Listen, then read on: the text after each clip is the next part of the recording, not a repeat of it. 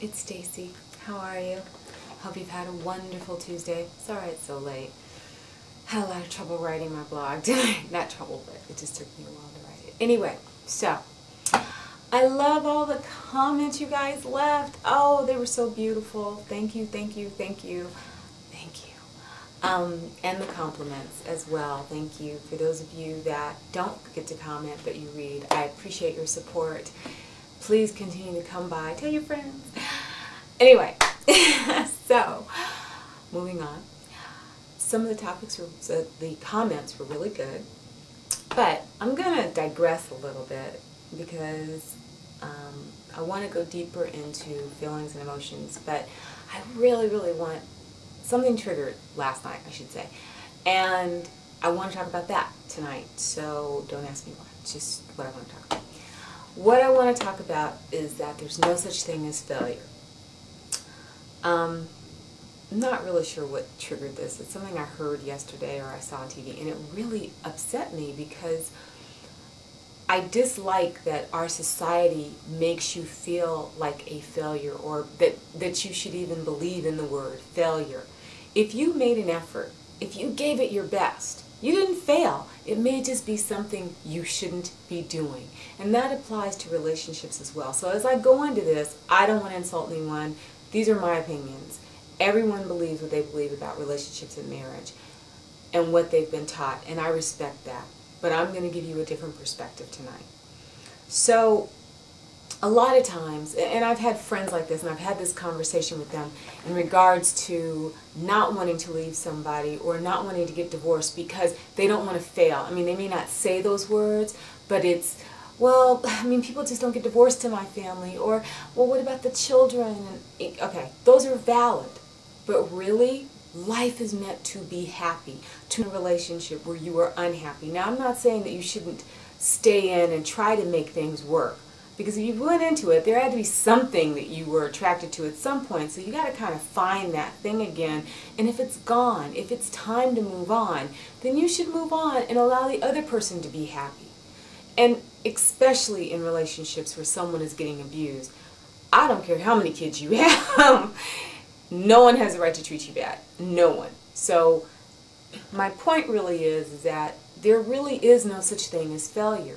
When something is over or doesn't work, it just doesn't work, as long as you tried.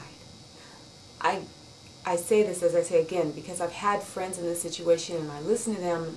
My big concern is, if you're so worried about your children, aren't you worried about the lie that you're teaching them? Because one day your kids are going to grow up and they might be in a bad relationship, and you're going to sit there and go, why are you staying? Why are you letting him treat you like that? Why are you letting her do this to you? And they're going to say, but that's what you taught me. This is what they think a relationship is, because it's the lie that you gave them. So if you stay in a relationship where nothing's going right, and you're fighting, and you're disrespecting each other, you think your children don't see that? So you think just because mommy and daddy are in the same house, there's a household and it's all great? It's not. The reality is you're teaching your children the lie. And so when they grow up, they're going to repeat that pattern because that's what they think you're supposed to do. So, you see, I knew this all makes sense in a minute, right? So my point really is that there's no such thing as failure. It is about living in your truth and being who you are. And if you realize that you and someone else no longer need to be together, maybe if you part before things got messy, you could part as friends and be able to continue to care about each other and about each other's happiness and wish each other well moving forward. So, again, it's just knowing that there's no such thing as failure. It's about going in, doing your best. And if you do your best, that's all anyone can ask.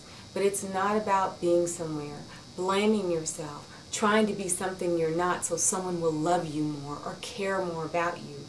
It is about finding the right person in the first place, which goes back to the list and knowing what you want and what you don't want and what you need and what you don't need and all the things that we've been talking about. Those things are really important. They're important to know, because you don't want to be miserable, you don't want to be unhappy, and you don't really want to make someone else unhappy. So that was my topic. I hope I didn't offend anyone, because everybody has their beliefs about relationships and sticking it out. And of course, there's, like in What's Love Got to Do with it, when Tina's mother is, Ike's a good man, Ike's kicking your ass, you need to leave. So, and if it's money, trust me, believe me, for those of you women that don't want to leave because of money, and for those men that don't want to leave because they don't want to pay it, guess what? You can make more.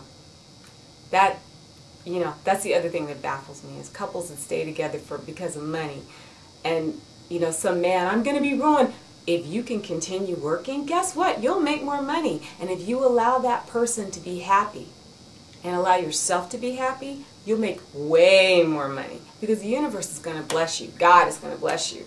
You will build again. From the ashes, the phoenix rises, and you have to believe in that.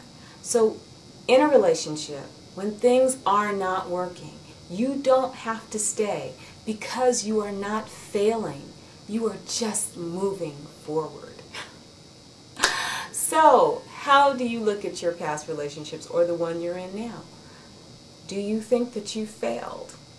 And do you realize that there's really no such word as failure? Or rather, a word that shouldn't be in your vocabulary. As long as you're doing your best, then you're doing what you're supposed to be doing. That's my topic for tonight. Ponder that. Let me know what you think. Can't wait to read the comments. Have a wonderful, wonderful Tuesday night, a wonderful, wonderful Wednesday. I will see you soon. I hope you're enjoying your holiday season. Stay warm. Love and blessing. See you soon. Good night. I will see you soon.